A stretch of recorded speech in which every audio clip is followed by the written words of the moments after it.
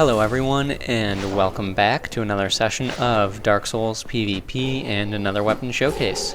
This time I am using the Bandit's knife. Now, this weapon, you used to see it all the time. It used to be used exclusively by backstab fishers who would just try and one-shot you wearing a hornet ring and doing all that good stuff with it. And you know, I had a really good time with this weapon. Now, it's not so common anymore now that the DLC is out with the Dark Silver Tracer, and it's now the weapon with the highest critical damage in the game. It's critical bonus, rather. The Dark Silver Tracer has a critical bonus of 160. The Bandit's knife has one of 147, which used to be the highest. Now, this weapon, I had a really good time with, not gonna lie. This fight right here, it was so much fun. It was fantastic. And just situations like this with this knife, just where you get to go sort of all out with it, it's really fun. Now that being said, you don't really see it too much. It's not that useful in a lot of situations. And right here, he just R1 spammed himself off the edge. It's great. It's just great. So anyway, the Bandit's knife. It's definitely fun to use. Don't see it too much. It has a weight of 1 unit, a strength requirement of 6, and dexterity of 12, E scaling in strength, and an A in dexterity. And it causes bleeding, doing 33 per hit, total of a third of their health when you bleed them, blah blah blah. I mentioned its critical bonus already, I believe, of 147. So yeah, let's get started. This weapon, its biggest pro is, of course, the damage it does on a critical. It's fantastic. It's just great. I mean, yes, I used a Leo ring in that fight earlier, but 1300 damage on a critical from a weapon that weighs 1 unit. It's just great. Now, that being said, it's not the most viable thing to use if you're not going to be doing any criticals. Chances are you're going to have a really hard time using this in a fight where you don't get a critical, because that's really what saves you with this weapon more than anything else.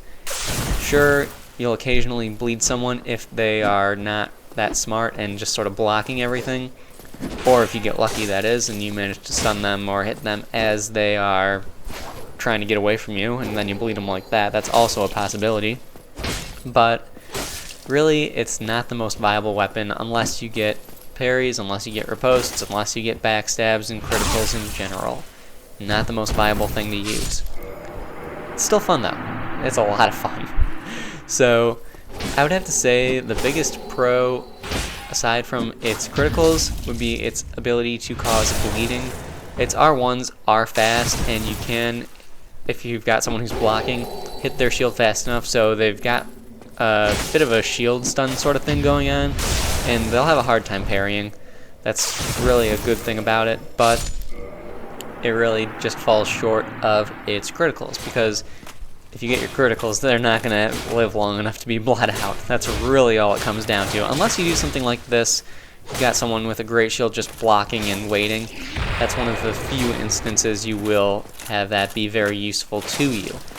Now, other things about the weapon that are interesting or worth noting: its rolling attacks, they would work with the Leo ring. I chose not to use them with the Leo ring simply because of the fact that I didn't want to. No reason other than that. I knew it wouldn't be the most useful thing relying on rolling attacks, because that's just a good way to get parried if you only do rolling attacks, and I knew I would be doing more than I should. I was already parry spamming a little bit more than I should have, to be honest, but I was having a good time, so it is what it is. Now, the biggest con of the weapon, I would have to say that the biggest con of this weapon probably would be the fact that it's next to useless, other than the bleed damage, if you do not, actually land a parry or get a backstab. Really, I would have to say its R2s could use some work. They are not the most user-friendly things, and being able to actually hit someone with that two-handed R2 is not very easy. I tried a few times, but really didn't bother going for it much, just because I was going for more parries than anything else. So there needs to be a little bit more incentive to two-hand this weapon, I think, is what really needs to go on. Other than that, though, it's a very good weapon. It's very damaging.